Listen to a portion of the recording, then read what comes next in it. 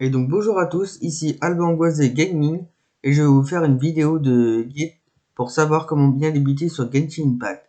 Tout d'abord je vais vous parler de comment augmenter assez rapidement son rang d'aventure sur Genshin Impact et, et aussi à quoi servent les primogèmes et comment en avoir régulièrement et comment construire une bonne équipe en étant free-to-play. Tout d'abord, notre rang d'aventure, en anglais désigné par Adventure Rank. Donc c'est l'évolution tout simplement de notre aventure dans le jeu. Il faut savoir que comme je vous ai dit précédemment lors de ma présentation de ma chaîne, quand on arrive dans le jeu, il y a une cinématique qui nous, qui est dans cette, pardon, excusez-moi, je me reprends. Et dans cette cinématique, on voit qu'on est face à un certain dieu.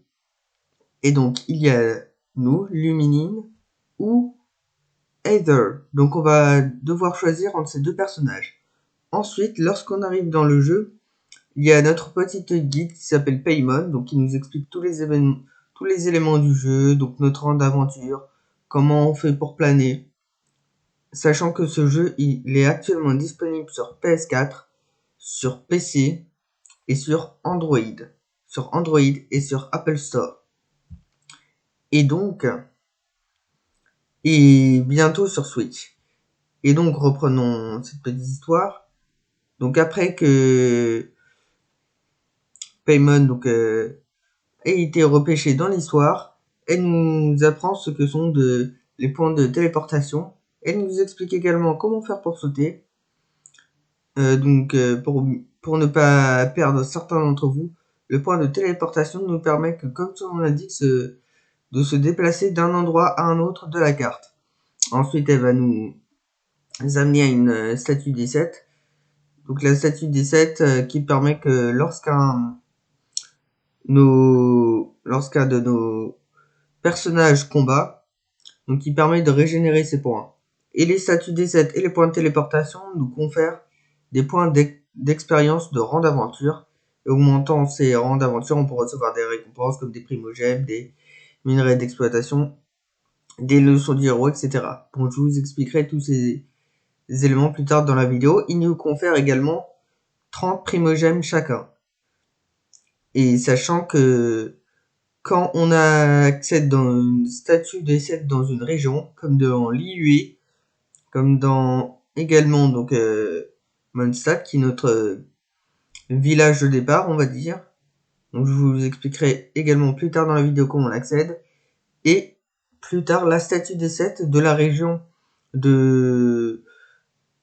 pas dans la région, pardon, dans la zone du Mont Dragon, qui arrivera dans la 1.2 le 23 décembre, je me suis trompé. Et donc je vous ferai une vidéo spéciale sur cette zone, donc plus tard. Donc ça va être la semaine prochaine. Et donc du coup, cette nouvelle région, elle possède 11 points de téléportation. Et donc on peut également obtenir des rangs d'aventure en accumulant nos quêtes.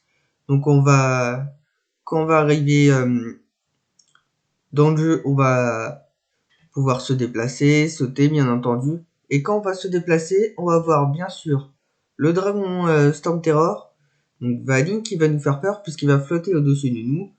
Donc on va le voir. On va voir aussi l'Archon Animo, qui est également plus connu comme Velti, qui est un très très bon perso 5 étoiles que je n'ai pas eu malheureusement. Et donc du coup on va pouvoir récupérer ces larmes donc une première larme d'Edvalin. Et ensuite après cet événement, on aura notre premier personnage du jeu qui sera débloqué, qui s'appelle Humber. Donc Humber, c'est une archère pyro. Donc on va faire ses quêtes, on va défoncer des Brutocolinus, donc c'est les monstres du jeu. Et donc après on va arriver à Mondstadt. Ensuite, quand on sera à Mondstadt, à un moment donné du jeu, Humber nous donnera des planeurs de vent, ce qui nous permet de se voler sans trop de facilité. On va voir le premier combat contre Santerror qu'on va remporter bien évidemment. Et plus tard après, quand on sera à niveau 5 à peu près d'aventure, il y aura Keia qui nous demande, Capitaine Keia qui viendra vers nous, on va discuter. Et plus tard, on va voir bien sûr la grande suppléante Jean qui sera débloquable plus tard dans l'aventure par la bannière, mais je n'ai pas encore eu l'occasion de la voir. Et Lisa. Donc Lisa et Keia, c'est très facile pour les débloquer. Donc dans la quête d'aventure, ils vont nous permettre d'aller dans les donjons différents. Il y a le donjon d'Umber, le donjon Keia et donc le donjon de Lisa. Et donc en faisant ces petits donjons, on gagnera bien sûr des points d'expérience, enfin des points de rang d'aventure de ces donjons. Et dans le donjon de Keia et de Lisa, cela va nous permettre de les débloquer. Également, lorsque vous atteignez le rang 12 aventure, vous pouvez augmenter vos rangs d'aventure assez rapidement par l'apparition des missions quotidiennes qui sont au total de 4 et vous rapportent 200 rangs d'aventure chacune et 10 primogèmes chacune. Ensuite, ce que je ne voulais pas parler mais qui permet d'augmenter votre rang d'aventure, il y a également les coffres. Donc depuis l'arrivée de la 1.1, c'est beaucoup plus facile puisqu'il y a l'apparition des guides des réputations qui vous permet que lorsque vous avez fait la quête de chanson de dragon et de liberté, vous avez les requêtes des personnages. Donc des personnages vous demanderont des requêtes et vous les accomplirez pour obtenir plus d'expérience de réputation qui vous permettra d'avoir des planeurs personnalisés, des petites potions, également des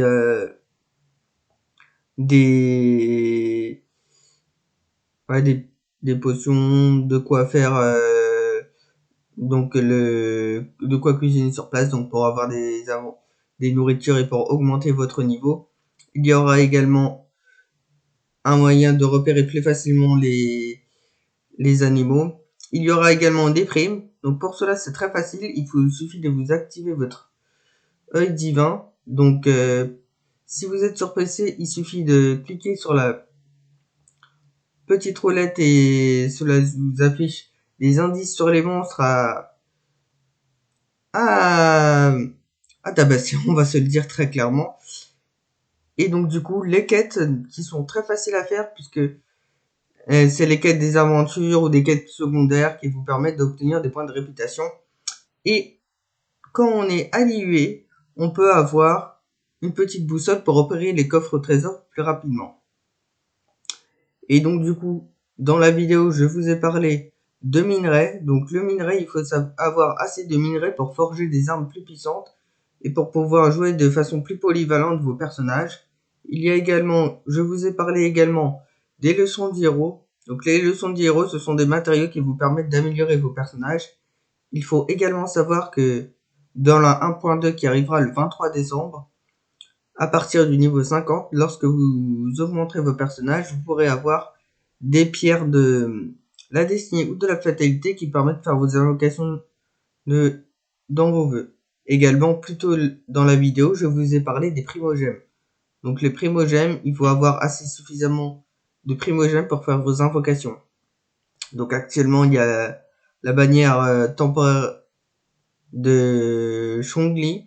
Donc on peut avoir Chongli, Chongyun, Chinyan et Razor. Donc moi j'ai dépensé pour avoir Razor. Il y a également une bannière pour avoir les armes que vous voulez. Donc je ne l'ai pas encore fait.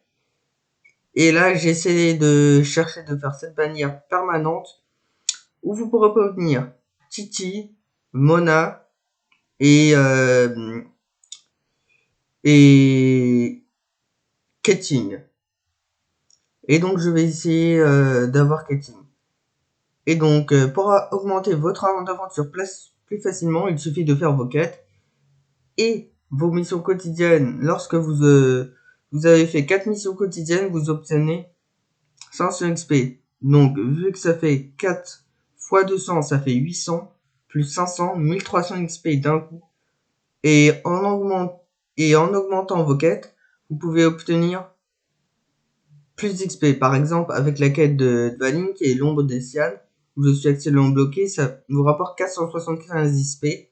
Lorsque vous êtes bloqué au niveau 25, il suffit de faire un donjon d'élévation de monde pour élever votre monde et pour pouvoir avoir accès pour pouvoir élever vos rangs d'aventure. Et c'est pareil au niveau 35. Donc je vous conseille également d'aller dans la vidéo, dans le lien d'aller voir, excusez-moi, la vidéo d'Alexsuki que je vous mettrai en description. J'espère vous avoir suffisamment aiguillé et je vous demande de vous abonner pour pouvoir voir donc la vidéo où je vous explique précisément toutes les informations toutes les informations pour la 1.2. Je vous recommande vivement de ne pas faire des vidéos d'X sur ce jeu car votre compte risque d'être supprimé. Et je vous dis à plus. Ciao!